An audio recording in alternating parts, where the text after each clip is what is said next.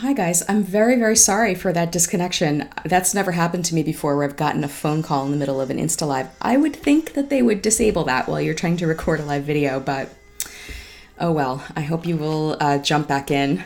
And hi, welcome. I'm sorry, I was in the middle of my Insta-Live and got a phone call. So welcome, and I think I'm just going to I'm going to rewind a little bit and start back a ways. Okay, so just to recap, for the next several weeks, we're going to be talking about this book called On Tyranny, 20 Lessons from the 20th Century by Timothy Snyder. Now, why do I want to talk about this? I'm an illustrator, right? What relevance does this have to those of us, most of you who follow me are fellow artists, so why do we need to talk about tyranny? I just want to give a couple of disclaimers right off the bat. That first of all, hi Leaf, welcome back. Sorry about that, I got a phone call. Hopefully that won't happen again. First of all, I'm not a historian. I don't have credentials in that area. I have 2 degrees in illustration and a high school arts diploma.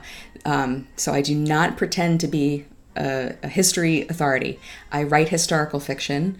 I know how to research. I know how to ask good questions and get the conclusions. And I have good people around me who check my research. So that's good. The second disclaimer I want to give you is that I am very fiercely anti-partisan, probably as a result of my research with What the Night Sings. It has kind of ruined me for, hi guys, it's kind of ruined me for any sort of, political stance or political party. So so that's important for you to understand about me. So I'm rather wired to see multiple facets of an issue before I would make a conclusion about it. And I think it's something that I've seen really wane from the time that I was in school to the time my millennial siblings were in school to the time that I was in grad school and my own kids' education. There's this assumption that there's only really one correct way to think politically and socially, and I don't believe that, which is my third disclaimer, that we can place value on different political opinions without talking about clamping down on things like freedom of speech. Okay. So, for example, I do not believe that white supremacy has a place at the political table, and we'll talk more about this specific example in the future, but I use it particularly because I am engaged in the fight against anti-Semitism and Nazi belief in particular, okay? So, but I think that it's valuable as we talk about this book on tyranny, this little tiny book, you can read it in an hour, to kind of, grapple with why we're going through this difficulty that we are. And again, I'm not taking a political stance in this. I actually want to shift us and shift our thinking to a different way of seeing this whole thing. So let me jump in here. Okay, so I've given you my disclaimers. Now let's jump in. So why am I bringing this up? I mean, after all, like I said, I'm an artist. What's more, I'm an illustrator. I'm not even a political artist. I'm not even an editorial illustrator. The last time I did a piece for a political article was in the early 2000s, and ironically, it was a piece in America magazine about the clerical cover-up issue of sex abuse in the church. The first reason that I'm bringing this up is that you can't teach an old dog new tricks. I've always been interested in how societies function and sort of my place in society and culture, more so than politics. I'm more interested in the function of society and human nature. And I think that that's kind of the artist's wiring, so to speak. But now we're in a time where everything is political, like everything is political. Music or sports or, all of these things are really highly politicized. And it's like, if you don't take an opinion or you don't take a stance on something, you're assumed to be part of the problem and all this stuff. And that just kind of doesn't sit right with me. I think there's a different way to think about it. So my husband, Ben Stamper, was just on the Makers and Mystics podcast last week, and he said that he disagrees with the opinion that art is a prophetic calling. And I'm sorry, honey, but I have to disagree with you. I do think that artists operate, I'm not talking about future telling prophetic, I'm talking about the realm of seeing. Maybe artists don't always get it right, or we're too influenced by our own biases. But I think that even the most commercial, decorative artist brings his or her way of seeing the truth about the world to bear on their work. And since I'm a writer of historical fiction as well as a literary illustrator, I hope I can help us kind of talk about this and take this calling a bit deeper than just the concerns of the marketplace, if that makes sense. Hi, welcome, Jen. So, we really, as artists, we really do have a social voice, whether we're writing novels or albums or we're designing beautiful tea towels. It really doesn't matter. It has to do with the calling of being a seer.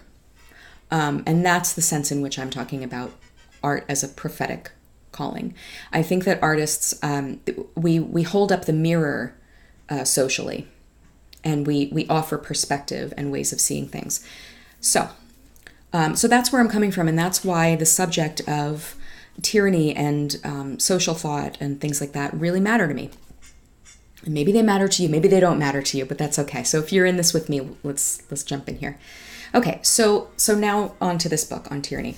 And we're going to start with the prologue.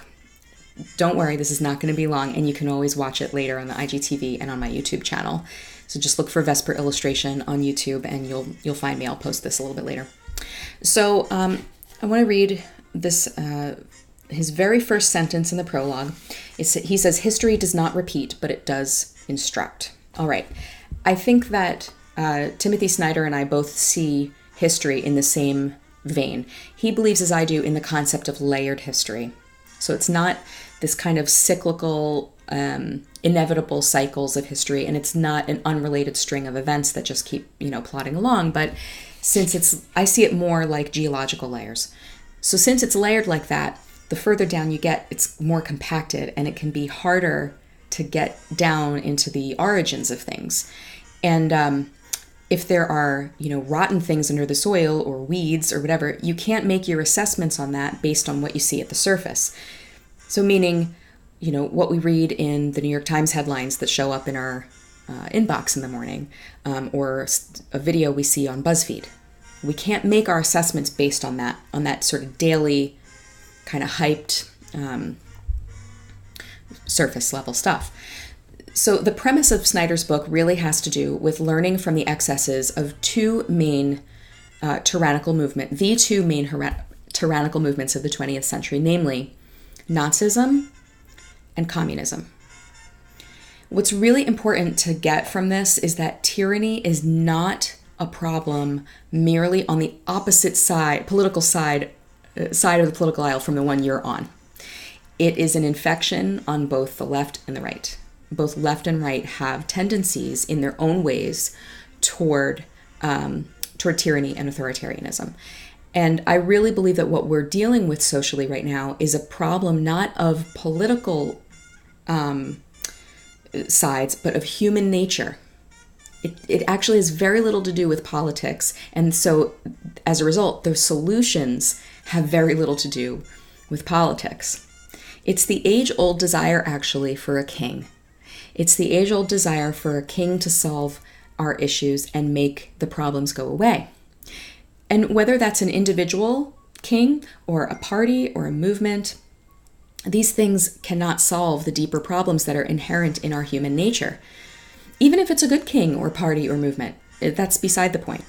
It's like I said, just addressing what's on the surface of the soil of the garden, like plucking the leaves off of a weed, instead of digging deep into history and pulling out the roots, it's not going to work. So just because you get your political party into office, that is not going to solve, the larger societal problems. All right. So Snyder points that out. And I think that's really important to recognize, that the issue is not whether the left or the right or the conservatives or the liberals or, the Republicans or the Democrats are in office. It really is something that's at the root of human nature. So he does hold up democracy as a higher good in his thesis. And I do think, I'm certainly no American exceptionalist by any means, but I do think that we've lost sight of the good of democracy. It's even now held up as something suspect, and I don't really understand that. Democracy is simply the right of every citizen to have a voice in their own destiny and government. That seems like a pretty neutral thing to me and a pretty good thing to strive for. Do we get it wrong? Yeah, we get it wrong a lot of the time. But democracy is not a left or right-wing value. Nazism on the right and communism on the left are both collectivist movements. And ironically, collectivist movements must be authoritarian. Because, and this is the reason why, there are always going to be those who do not want to be ruled by the single party model. So if the people on the left get their way and the government becomes a single party state on the left, then you're going to have movements on the right against that, and vice versa. Okay, I'm going to move along here.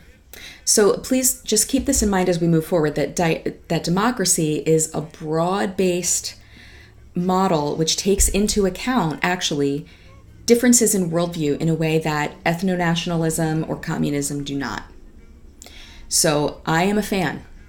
I am a fan of democracy. I'm a fan of the freest way that we can live. I'm a fan of that.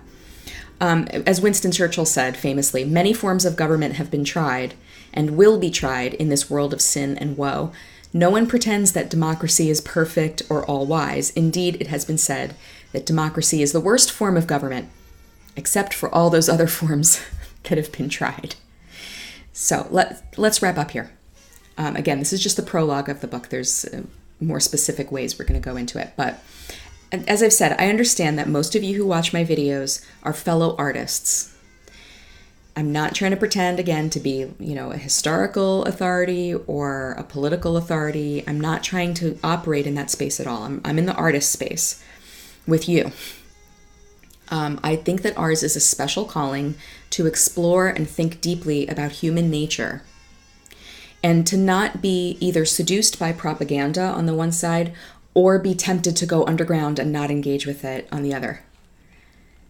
I think it's really important that in a time of social and political upheaval, thank you guys for the thumbs up and the hearts, I appreciate that. But I think that when we're in a time of political and social upheaval, it's so important that we artists keep our heads. Because as it's been said, politics is actually downstream of culture. If we artists are culture makers and culture shapers, then what we do upstream matters. Again, it doesn't matter if you're, a political artist or if you're just designing tea towels. What you do matters because you're shaping the culture. If we're taking our cues from politics, then we're actually getting it backwards. We're drinking from the muddy pool at the bottom instead of keeping it clear at the top. So again, the issue is not politics, but human nature. And that's the realm that we as artists move in. We're trying to, understand what makes people tick, what they enjoy, what makes them struggle. And we're trying to respond to that in a way that brings people, lifts people up, let's say. All right, so I know that was a lot to get to, but please, thank you so much. Please do keep your head, what you're doing is important, even if it seems small, but don't get seduced. Keep your head.